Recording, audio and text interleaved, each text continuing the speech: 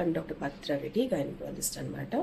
So here వచ్చి మనకి ఏంటంటే 32 years ఆఫ్ ఫీమేల్ ఉన్నారు. దీనికి ఏంటంటే ఆల్రెడీ 2 పిల్లలు ఉన్నారండి. ప్రీవియస్ 2 కూడా ఆపరేషన్స్ అయినాయి అనమాట, LSCS అయినాయి.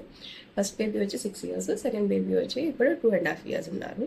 సో ఇప్పుడు ఏంటంటే తిను 1.5 month నుంచి పీరియడ్ రాలేదని దగ్గరికి వస్తే కనుక చెక్ చేస్తే కనుక ప్రెగ్నెన్సీ పాజిటివ్ వచ్చారనమాట.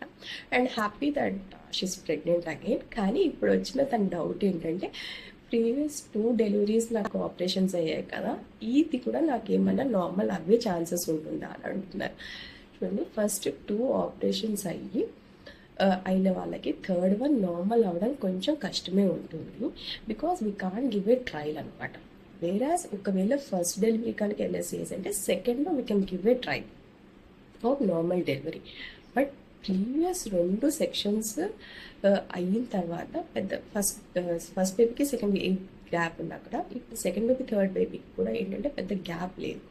సో ఒక్కొక్కసారి ఏంటంటే యూట్రస్ రప్చర్ కానీ స్కార్డేషన్స్ కానీ అవుతూ ఉంటుంది అన్నమాట.